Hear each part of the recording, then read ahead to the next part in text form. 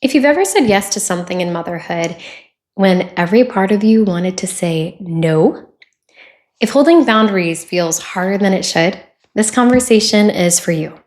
I think a lot of mothers know this feeling.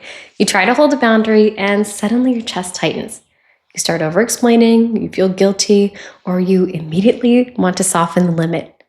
Not because you're a bad mother, but because somewhere along the way, many of us learned that being easy, being agreeable, being low maintenance was what kept us connected. Today, we're talking about why so many good girls become exhausted mothers and why holding boundaries can feel so emotionally hard. I've been thinking a lot about this lately in motherhood, like being at the grocery store with my daughter, and she asks for cookies, and I tell her, you can choose one, but not both. And immediately there's this feeling in my chest, this tightness, this urge to explain myself more, to soften it, to make sure she understands I'm not being mean. And if she starts getting upset, especially in public, I can feel this panic rise up that's almost has nothing to do with cookies anymore. Or she asks, Mommy, can we go to the toys? And part of me wants to say yes, even when I know we don't need to. Not because I actually want to, but because saying no can feel so uncomfortable in my body sometimes. And I don't think motherhood creates that feeling. I think motherhood reveals it. Because for a lot of us, being the good girl was rewarded. The easy child, the low maintenance one, the peacemaker. I can't even tell you how many times growing up adults would say to their kids, why can't you be more like Victoria? And at the time, it sounded like a compliment.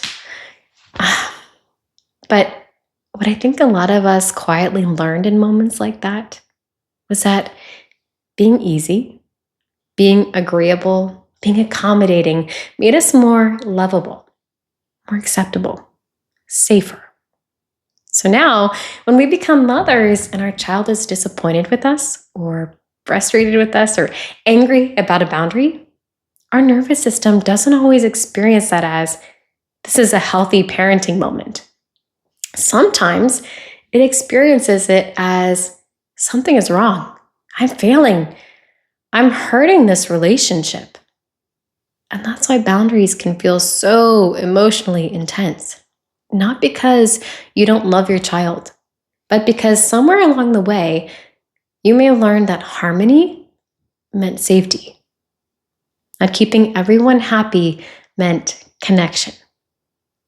And now here you are trying to raise a child while also realizing you were never really taught how to stay connected to yourself inside conflict.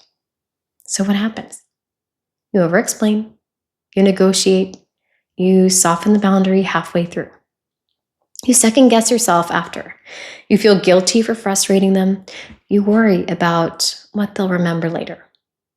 Maybe even what they'll say about you one day. And honestly, I think a lot of mothers carry this quiet fear that if their child feels disappointed, they've somehow damaged the relationship. But disappointment is not rejection. Frustration is not failure. And your child is experiencing limits.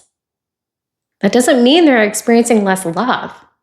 Sometimes it just means that they're having a human reaction to not getting what they want. And you're allowed to stay steady through that. That's the part I think many of us are still learning. Because if you grew up feeling emotionally responsible for other people, holding a boundary can feel incredibly unsafe in your body. Even when your mind knows it's healthy. Your chest tightens, you feel the urge to rescue the moment, to fix it quickly, to make everyone okay again. And before you even realize it, you've left yourself completely. So I want to offer you something really small. Not a perfect parenting script, not how to hold boundaries better, just something to notice. The next time you say no, or hold a limit, or feel that discomfort rise up in your body, Before you explain, before you soften it, before you rush to make the moment okay, just pause. Put one hand somewhere on your body, your chest, your stomach, anywhere, and ask yourself, can I stay connected to myself here too? Can I let someone be disappointed without abandoning myself to fix it? Because boundaries are not the absence of love. Sometimes they're what allow love to feel safe and sustainable. And I think a lot of exhausted mothers are exhausted because they spent years believing that they had to constantly manage everyone else's emotional experience in order to stay connected.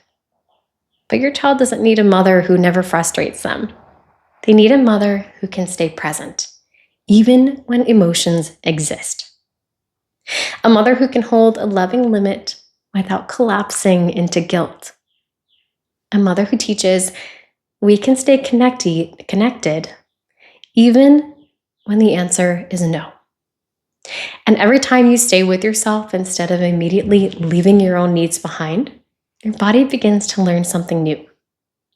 That disagreement isn't anger. It's not danger. The boundaries are not rejection.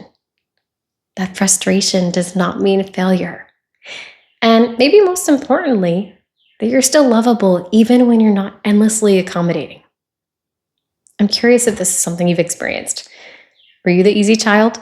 The peacemaker? The one who learned to stay low maintenance? You can even just write it in the comments below. I was a good girl. Because I think a lot more mothers are carrying this than we realize.